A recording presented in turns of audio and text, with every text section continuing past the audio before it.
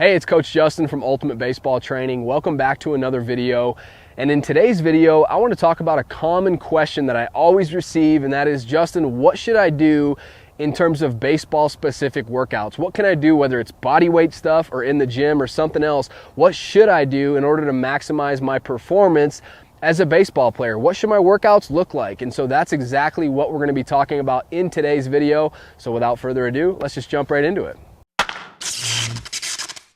All right, so the very first thing that I want to address in this video is a common concern from a lot of parents as well as a lot of players who are wondering, well, isn't lifting weights, isn't that going to stunt my growth? And the short answer is no, it's not going to stunt your growth as long as you're doing it properly. And by properly, I mean you shouldn't be lifting more weight than you're capable of lifting, right? You have to challenge yourself, but it's not about, having this big ego and walking in the weight room with your buddies and seeing who can sling around the most weight. That's not what it's about. It's about gradually lifting more weights as time progresses. It's called progressive overload for a reason. So you're not gonna stunt your growth. In order to stunt your growth, you would have to severely damage one of your growth plates, and you'd have to do it with severe weighted impact. And so a great example of that would be, not doing a few squats. That's not an example at all. Squats are really good for you, really beneficial. An example of, what could hinder you back and really cause some growth stunting is if you had a 45-pound plate and you went to put that plate back on the weight tree and you just dropped it and it fell right directly on your foot and it shattered your foot or it shattered your ankle and it hit one of the growth plates, then yes, that might cause some issues. That might stunt your growth. But as long as, again, you're lifting with supervision, you're lifting with a spotter, things like that, you're not trying to lift more than you're capable of lifting, then you should be just fine. So now, what should your workouts actually look like? Well, here's the thing. There's no one specific workout that's going to give you the most bang for your buck, but there are some things that you can incorporate into your workout routine that are really going to help you maximize your success, right? And so my biggest thing with baseball workouts is they need to be baseball specific. You have to be working on things that actually translate to real on-field success, right? Isn't that the whole point of, we want to get bigger and stronger so that we can hit the ball harder and further, right? So we can throw the ball, so we can pitch with more velocity, so we can throw more base runners out, all that type of stuff. That's the reason as baseball players why we lift weights. And so I always struggle with that because, you always want to have big biceps, right? You always want to have a nice, big chest and broad shoulders and things like that. But the problem is a lot of bodybuilder specific movements and exercises, they're great for the beach, but not necessarily great for the baseball field. And so, there's a little give and take here. Here's the compromise. I want you to focus on baseball specific stuff, but I have no problem if you want to do a little bit of bodybuilding style workouts as well, or exercises, just include those at the end. So if you want to do, bicep curls, you want to do a little bench press, whatever, I have no problem with you doing that. Just again, be safe about it, right? But do that after you get done with your baseball specific stuff. And then you can, kind of have your cake and eat it too. You can have, more explosiveness and more power that's going to translate to more on-field baseball success. And you can also have the nice biceps. But for your workouts, number one, try to get in a really good dynamic warm-up and then try to foam roll if at all possible, okay? I know not everybody owns a foam roller. I know not all gyms have a foam roller, but they're becoming so much more popular these days. They're great. It's called self-myofascial release, SMR for short. But foam rolling has so many positive benefits. It's going to really help you out with your soreness. It's going to help you with your flexibility and your mobility and your recovery time.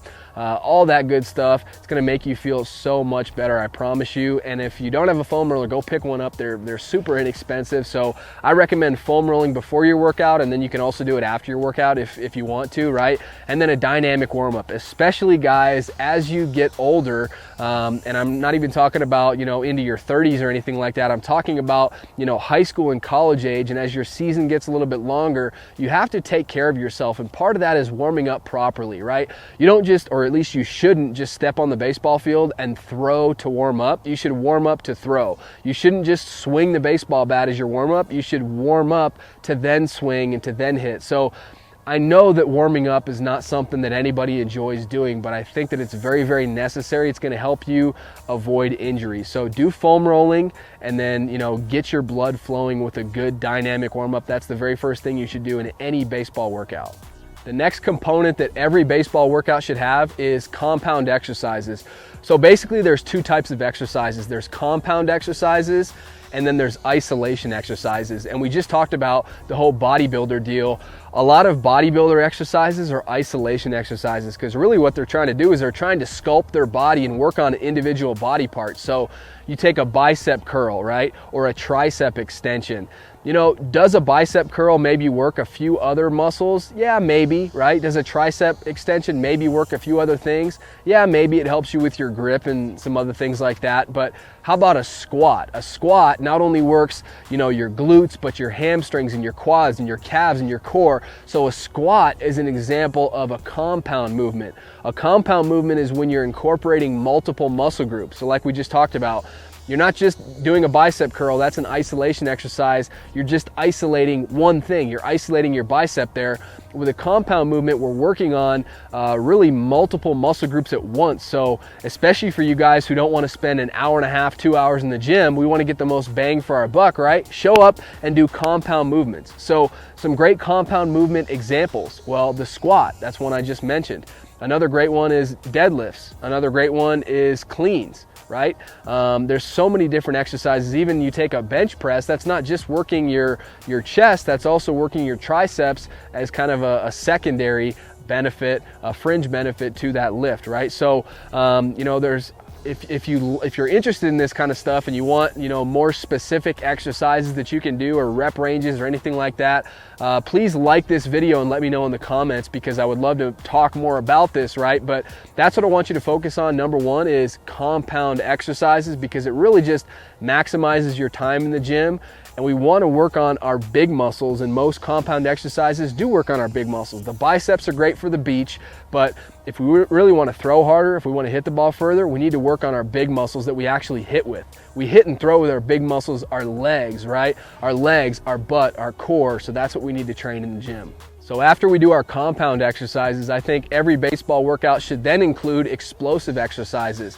And sometimes compound and explosive exercises are one and the same. If you take a clean, for example, you're not only, you know, working on multiple muscle groups, that's not only just a compound exercise, but you're also really exploding. And so that's one of my favorite exercises for really boosting, you know, things like throwing velocity and your bat speed is cleans. But you want to work on explosive movements. Another great thing that you can do, and this can be done, you know, without even access to a gym. So for you guys working out at home, plyometric exercises are great. So there's so many different things you can do in terms of plyometrics. I love doing box jumps. I love doing skaters where you're jumping side to side, working on your vertical leap, your broad jump. You can combine, you know, broad jump with skaters and you can do some interesting things there.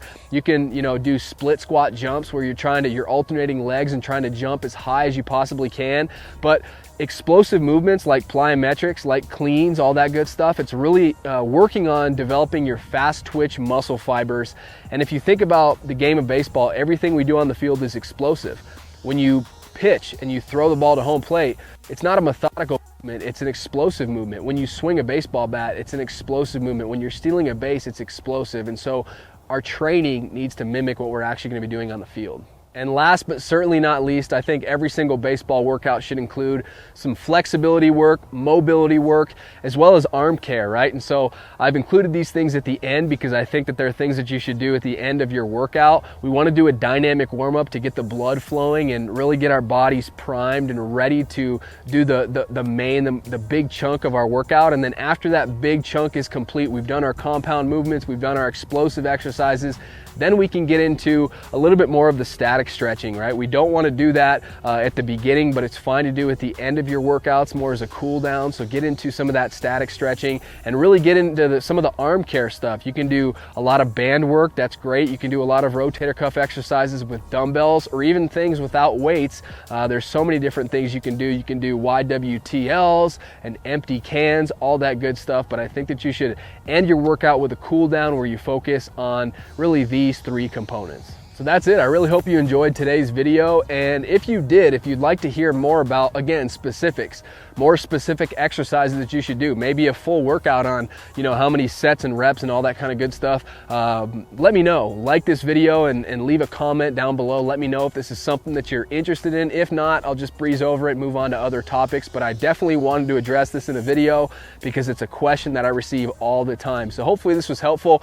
Like this video if it was. And last thing, if you're not subscribed to our channel, be sure to subscribe. We're coming out with brand new baseball videos every single week, and I don't want you to miss any of the awesome content that we've got coming for you. So subscribe to the channel, join the UBT family, and be sure to hit that little bell down there. That's going to turn your notifications on because sometimes I've been hearing players are having difficulties. They're not being notified whenever we release new videos. So if you want to be first in line, you want to be notified whenever a new video drops, then all you got to do is subscribe and turn on your bell notifications. So hopefully you enjoyed this one.